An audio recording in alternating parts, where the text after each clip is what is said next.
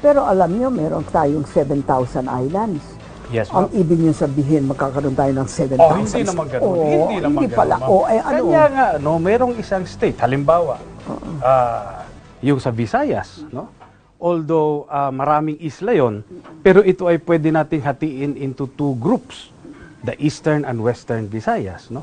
Kanya lang, isaalang-alang natin, yung paghati natin dito sa Visayas, dapat ho economically viable yung combination natin. Pero meron naman tayong Eastern Visayas at saka Western Visayas region. Meron tayong Eastern Leyte, Western Hindi Leyte, po, ma'am. Eastern Hindi po ganun, Samar, ma'am. Western Region Samar. 7, Region 8, yung Samar Leyte.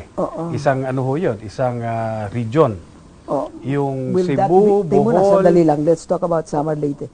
You think Samar Leyte will be economically self-sufficient? Ayun na nga ang sinasabi ko, ma'am. Ayun, Kanya paano isasama mo yan sa Cebu, Bohol.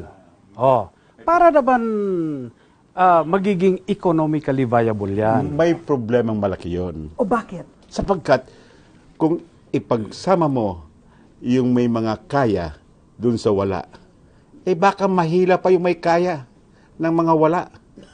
That is counterproductive. Sa buong Pilipinas, tatatlo lang ang region na pwedeng self-sufficient sapagkat maganda ang kanilang regional gross product.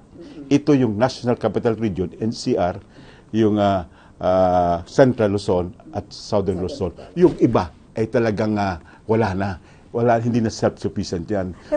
Aasa na lang yan ng tulong from the central government. Kung babayaan ito ng central government in the federal system, sapagkat nag-withdraw na ang central government, baka talagang tuluyan na under development ng mga region na to. Let's talk about Mindanao. Do you think Southern Mindanao can be economically viable? Ang Mindanao, ma'am, pwede yung Eastern and Western Mindanao plus the Bangsamoro. Pwede yan. Pwede yan, ma'am, because Bakit? let's say, bakit sabi ni... Caraga, for instance, no? Mahirap po yan na Of region. course. Isasama mo yan sa Davao region, which is rich. Yan po ang Pwede bang formula isama dyan. yan? Pwedeng isama yan, ma'am. Kapag ka federal form of government ka na, you retain 80% or 75% of your income. Iyon na yon. Ngayon, ikaw na ngayon, kailangan lang pipili tayo ng magagaling na leaders, kagaya ni Congressman Edsel Lagman. Panahon pa ni Mahomet, ganyan pa rin ang Bicol.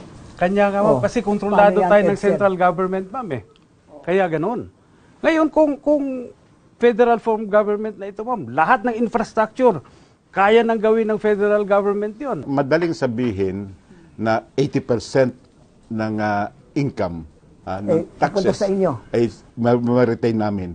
Ang gusto kong tanongin, meron mong pag-aaral kung magkano talaga ang income ng Bicol region and what is 80% of that income. Wala pa ng pag-aaral. Kaya sabi ko, pag-aralan mabuti bago tayo tumalon sa federalism o manatili sa unitary.